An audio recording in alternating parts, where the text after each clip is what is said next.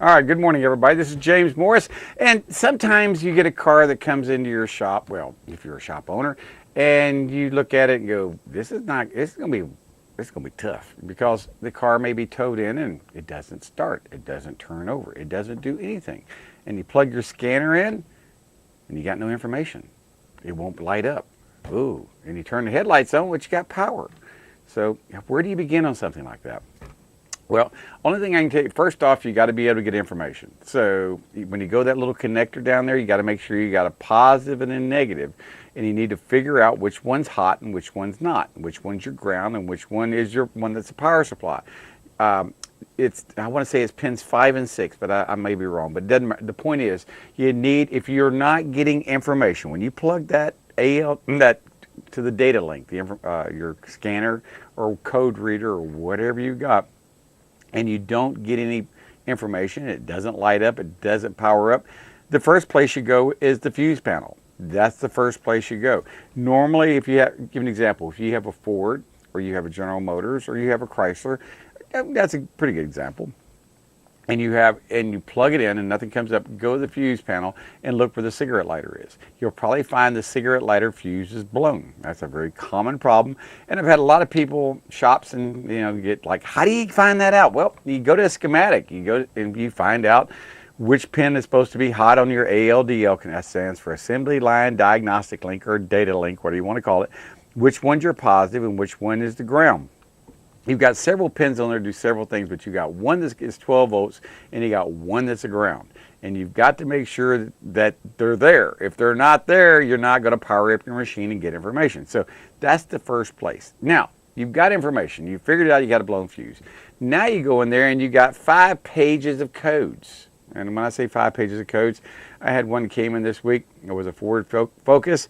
Literally, it printed out 5 pages of codes, one after another. I'm going, wow, this is going to be fun. I asked the customer, I said, what did you do, or what was happening when this problem happened, when the car won't start? He says, well, I was working on it, trying to fix the negative battery cable. And I went, excuse me? He said, well, I was reading on an online forum about how sometimes intermittent no starts could be due to bad battery terminals. I said, yeah, that's very possible, but whatever happened here is nothing. It's not a bad battery terminal. I got 5 pages of codes here, and I need to write all these codes down, or well, in my case, I was able to hit the print button, print them all out, make sure I knew which ones they were, pay attention to what most of the codes are. Are they from the transmission control module, or are they from the body control module, or are they from the engine control module, or are they from the security control? I mean, whatever it is, pay attention to it. Open up your eyes and go, okay, most of these codes are coming out of the transmission or coming out of the BCM. And then erase them and see which ones come back. I've seen a lot of people erase codes, and when they erase codes, everything works. I've seen that happen too, especially if you have tail lights or brake lights or something that doesn't work, and you're trying to figure out why the brake lights don't work. A lot of times it's a code that stops it from working. You clear the codes, the brake lights will work. So I'm just giving you a little heads up, but that's another show right there. But what we're trying to do is get inside there and figure out what's happening. So once you get inside there, you write all the codes down, you make sure you document, you look at any of the freeze frame information that tells you when this problem happened. It'll tell you this problem happened, the car was at 45 miles an hour, we had a 60% load on it, the RPM, we were at 1800 RPMs, the engine temperature was 192 degrees, so we know the condition that this problem happened. And that's very, very important to get it to repeat, if you can get it to repeat. Sometimes it's not necessary, but it's just good information for you to have. Sometimes you don't even need this information, but have it anyway, just in case. This is for the backyard warrior out there who's trying to figure out what's wrong with their car. And I have every day they call here wanting to talk to me, but I tell them if you want to talk to me, you have to call the show. I'm not going to talk during business hours when customers are paying us to work on a car. This is for entertainment. We have a lot of fun doing it, and I try to help people out. So now you've got in there, you've erased all the codes, and you've got these codes that have come back. Now you look at those codes and see what might be the problem, why the car won't turn over, won't start, whatever. If you get in a car and you have theft deterrent codes like on a Ford, this Ford Focus, it had PATS codes, a passive anti-theft security code. And when you have that, you're not going to do anything unless you have 2 keys. You got to have 2 keys, and they have to be able where you can program the PAT system. They have to have 2 keys. When you put it, you have to erase both keys, the old key, and get a new key if you have to, or 2 old keys. And you're going to have to go in there and relearn the PAT system. That's right. So if these 2 keys, so if you've got a 3rd key somewhere back at the house, it's not going to work when you get finished with this. Honest to goodness, this is how this works. And you've got to be able to get into the PAT system and get past the theft system, because everything goes through the body control module. When you put that key in and you put it in, it looks at it and goes, oh, there's a key in here. Is this the right key for the car? And by the time you turn it to the crank position, it determines, no, this is not the right key. A mobilizer code goes on, stops the fuel from flowing. The injectors will not fire. The car may turn over. Some cars will turn over. On a Ford, you get nothing. Big old empty, no click, no noise, no nothing. You know, doesn't happen. You go, oh, Lord, what's wrong with it? Well, if you see that, you got to do the PATS code. It takes 600 seconds to do it on a good day. It's 10 minutes. That's how long you have to wait with the key in it to recognize the key, to see what's going on. And then it's a little key dance where you turn it off and on and off and on, and it's a certain time, and flip the other key in, off and on and off and on. You do it 3 times. And sometimes we can do this in 20 minutes. Sometimes it takes 4 hours. Yeah. I've seen cars 4 hours, just one little thing just not quite right. A second too long or a second too short or whatever. And they have to start all over again. I've seen that happen. Sometimes they just don't want to work. Sometimes electrons are a little persnickety. They just do not want to do what you want them to do. But just on the average, it takes about an hour on average. But sometimes it gets a lot longer. So once you go in there and say, okay, what have I got? Do I have any theft codes? Okay, once you get rid of the theft codes, then you can start accessing the rest of the computer. Because if it sees theft codes in it, it's going to say, nope, nope, this car is being stolen. I am not going to allow you to take this car. You're not going any further. You know, yeah, you can look and see what's going on in here. Yes, you can talk to the other computers. Yes, you can do all these things. But as far as going to be able to start, not going to happen. We're not going to let it happen. No noise, no whatsoever. So you have to do the PAT system. Once you do the PAT system, and then you clear all the codes on there where you can get in there and you have no immobilizer codes, then you can see what other codes you got left. Because then it allows the circuit to go to where it needs to go. The starting circuit, to go through, to make sure is the car in neutral, is the car in park, is the car in gear. It's got to be able to look at all these different parameters and different computers and say, okay, well, on this car we worked yesterday, once we cleared the PATS code, put the key in there, try to crank it, no noise again. No click, no nothing. But the codes that popped up happened to be transmission codes. And I told my guy, I said, you got transmission codes? He said, yeah, they won't erase. I said, okay, if you got transmission codes on a car and they won't erase and you can't get rid of them, rule number 1, I don't care if it's a transmission computer, a body control module computer, an engine computer, a ABS computer, I don't care what kind of computer it is. When you've got a car that will not erase, a scanner that will not erase the codes, unplug the computer. That computer is giving you problems. Get the schematic out. Find out which leads are 12 volts and which lead are ground. You will find there's usually 2 or 3 positive leads and 2 or 3 grounds. You've got to make sure you've got enough voltage and good grounds to light up a sealed beam headlight. Yeah, I mean, I have people all the time. I took my digital voltometer, I got 12 volts. No. You can have 12 volts and won't be enough current there to light up a pin light, much less a headlight. You've got to be able to have enough amperage to carry enough load to light up a headlight. So that's one of the things I told my guys yesterday. I said, go down the body control to the transmission control module, unplug it. And when he went to unplug it, water poured out of it. Not a good sign, And I said, how did water get inside there? Come to find out, someone had been fooling with this. That's what I'm saying. Customers don't always tell us exactly what's going on. Apparently, the customer had taken this and disconnected it. Someone had and didn't snap it together correctly, allowing water to get up into the watertight connection, which allowed, when we saw that, we pulled it apart, water comes in it, we take it and go, well, here, look at what we found here. Blow all the water out of it, get it nice and clean, put dielectric grease in there, make sure there's no corrosion in there, snapped it back together, locked it down tight, made sure all the positive, before we did all that, we made sure we had good powers and good grounds. Guess what? It all worked. And that's what we see on a lot of problems. A lot of problems are self-induced. I had another customer that came in last week.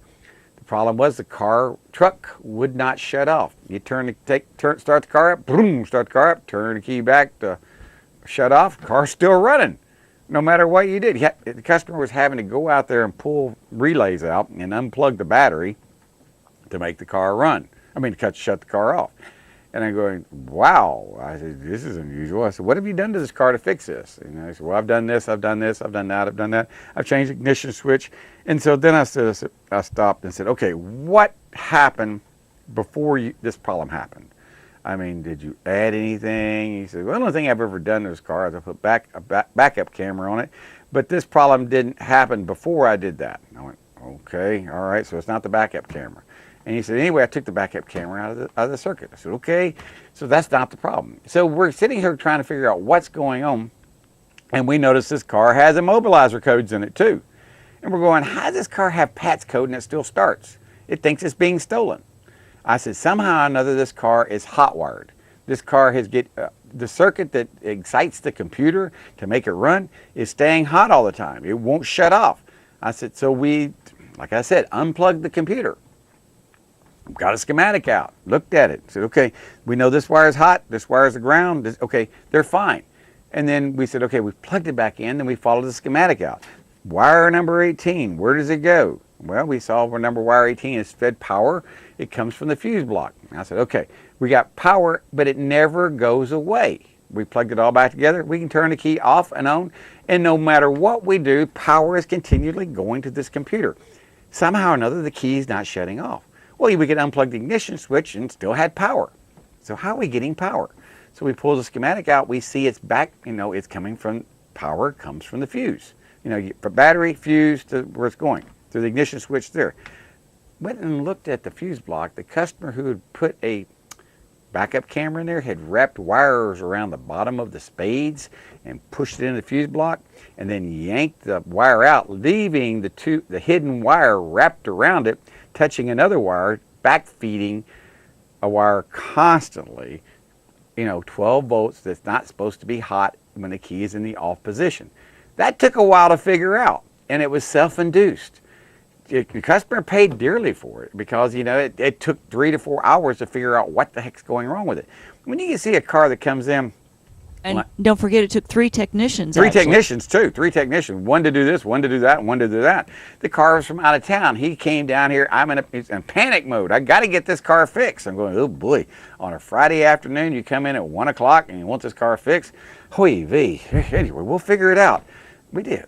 But I'm trying to say, you got to have a shop that has the schematics. You've got, like I was talking about yesterday, you've got to have a computer. You got to have websites. You got to have scanners that are bidirectional. You have to have training to do this, and you got to have a can-do attitude. Without those 5 things, getting a car fixed is almost impossible. Hey, this is James Morris. Thank you so much for watching. I think I've got Karen Schoen calling in a few minutes. We'll find out. Thanks for watching. Thanks for listening. If you got a car question, write me at james@masterautotech.com or give us a call at 850-763-0555, Monday through Friday from 6 to 6:30. Bye-bye, everybody. If you want the best deal in town for tires, you need to call Baytown Tires at 873-8900. Hanson and the guys at Baytown Tires take pride in serving Panama City for over 20 years. Baytown Tires on Highway 98 in St. Andrews. All service work backed by a nationwide warranty. Water is too powerful to fight alone.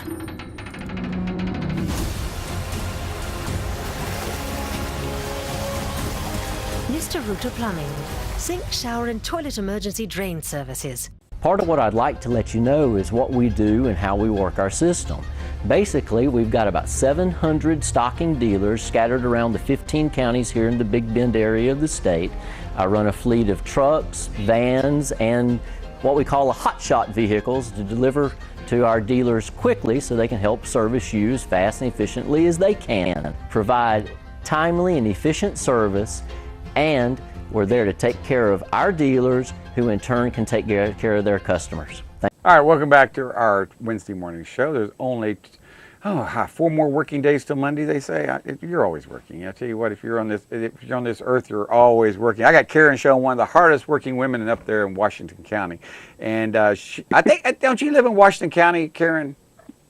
No, I live in Jackson County. That's right. I apologize. You used to live in Washington I County. used to live in Washington. That's right. County. I apologize on there. But now, what's been on your mind this week? I mean, I read the news, I read the newspaper, and I see our county commissioners are building new sidewalks. What's on my mind is this very, very, very scary time that we're living in right now with what seems to be happening with our government. We're talking about our federal government. It doesn't seem as though anybody there knows how to tell the truth about anything. And that's a very, very, very scary time to be. Well, what's got you so terrified right now? What I mean, just imagine. All right. What whether I'm talking about Kavanaugh for a second, and I don't want to talk about the incident because who knows? I mean, 36 years ago, who knows what happened?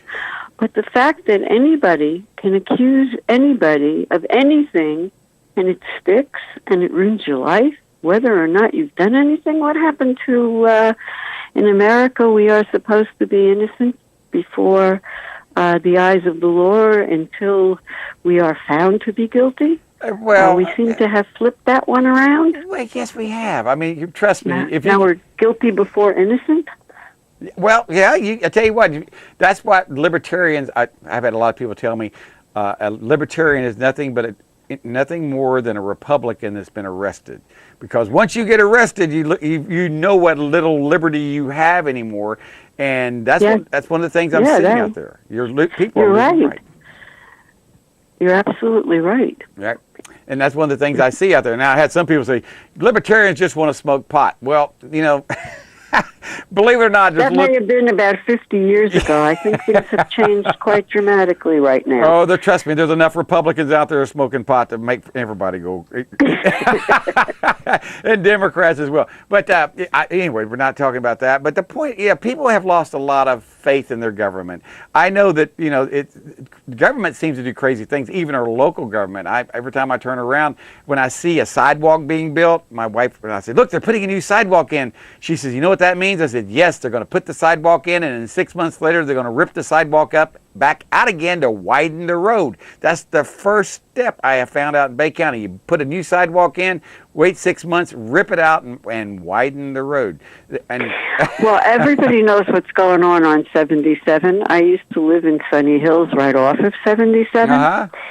And when they went to widen the road, I called the Department of Transportation, which is also in Washington County, and talking about the State Department of Transportation. Right.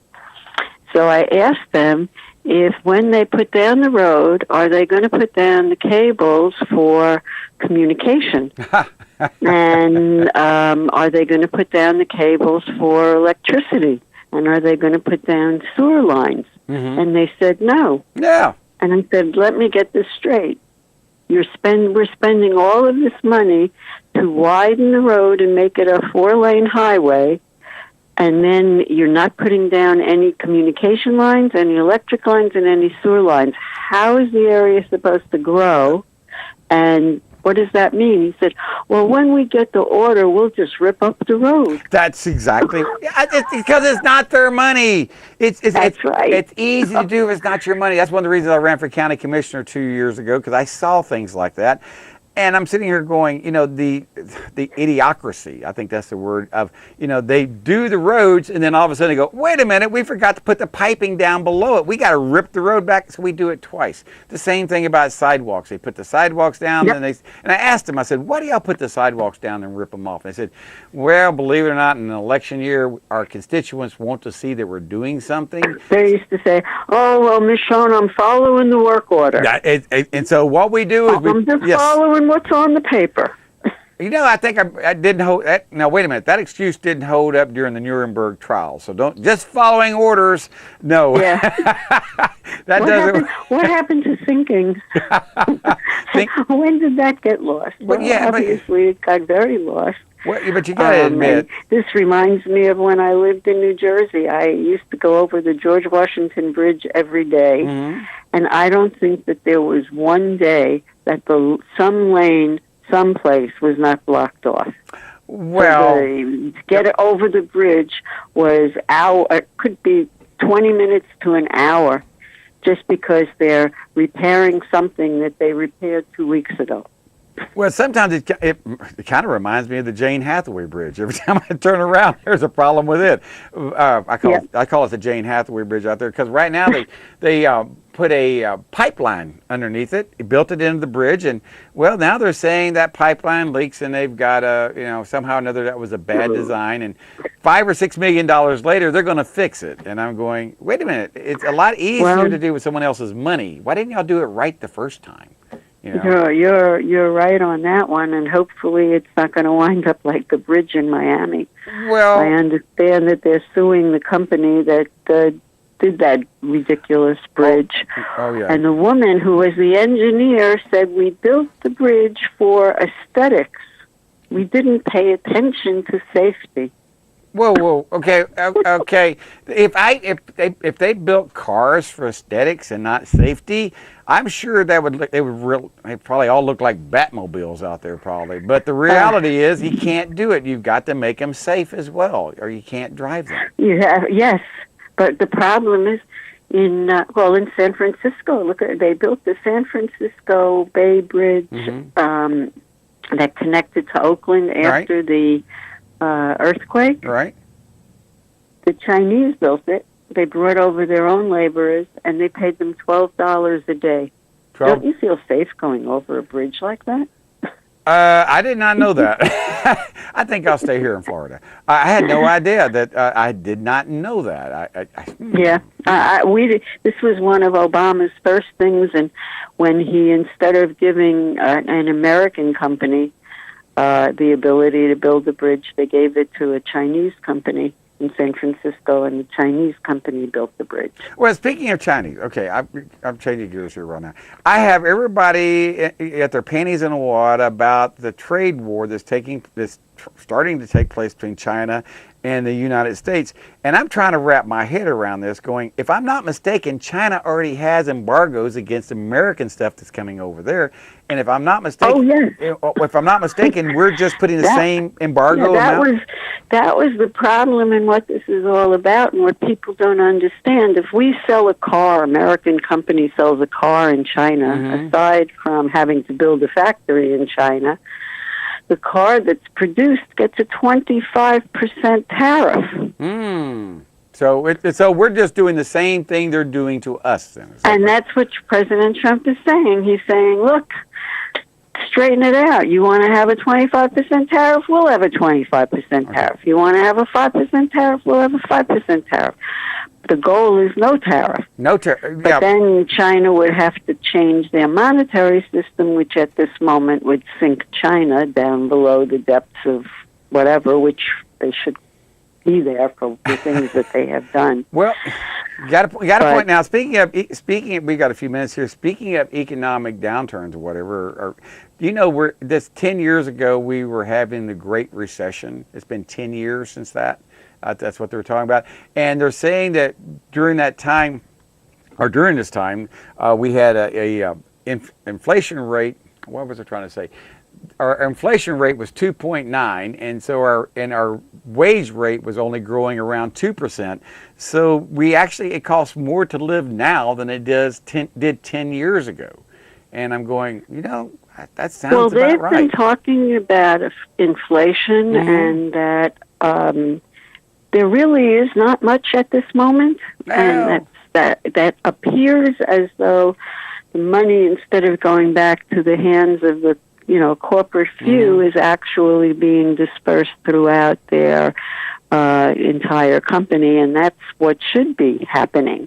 That's the way to curb inflation, is not to keep the money at the top and then having to raise prices on a continual basis, but keep an even flow of the money on a continual basis and disperse it throughout the entire population. That is really promotes competition, and competition is what keeps prices down. Well, I was reading in today's paper in 1959 when Burger King opened up, they sold their hamburger for 39 cents a hamburger. Their big hamburger, their Whopper for 39 cents. And I was sitting there going, what's that Whopper go for now? I think what is it now, Mary? It's almost $4. Almost $4. $2? Well, no, my wife says $4 for a big Whopper. Now, if it's sold for 40 cents or right at 40 cents, that's 4 dimes. Those same Mercury dimes today in value are worth $1.40 each. So we're talking about 4 times, it's $1.40. So you're talking about $5 to $6, almost $6 in actual value is what that Right. what would cost in silver content. So what's really happened, which a lot of people don't realize, is our inflation is there, but our money has become debased. It's not actually money anymore. It's actually fake money. I mean, you got dollar bills that are made out of paper, not made out of silver or gold. You've got you got coin. Well, you're right. The money is only as good as what the people think it'll be paid. It's like a note. It's like a debt note. That's exactly right. That's all it is, and that's what people don't.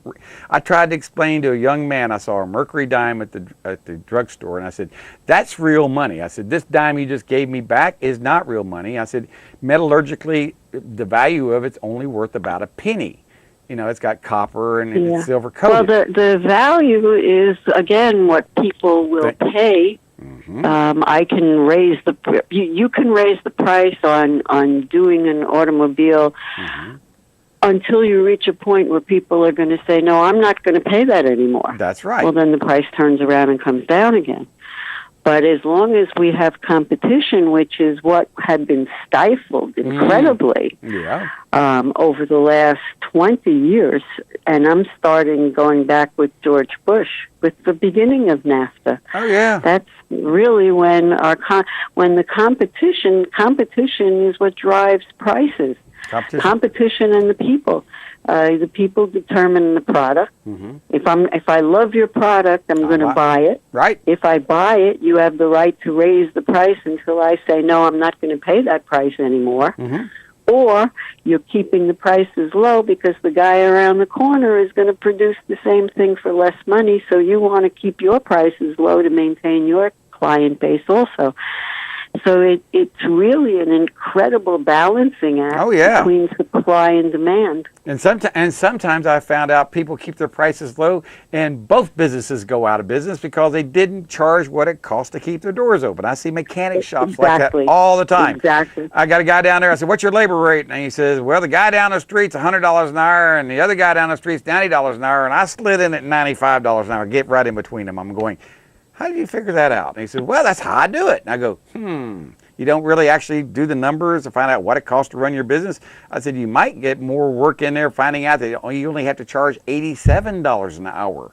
I said, you might need to figure out exactly what it costs to do your business. Cost of doing business is a little bit more than going in the closet and contacting the labor gods and going, "Oh, okay, what should I charge?" Well, that unfortunately comes from lack of an economics education. Oh, well, I had to get an education on that. People don't understand that I don't think people really realize everything that you do, no matter what it is, has a cost attached to it. And it all has to do about taxes. Every decision in business has, how is this going to affect my taxes? If you don't believe that, ask someone in business. Why don't you hire somebody else? Well, it depends on how much tax it's going to cost me. That's the answer. That's right. We got to go, Karen. We fix it right.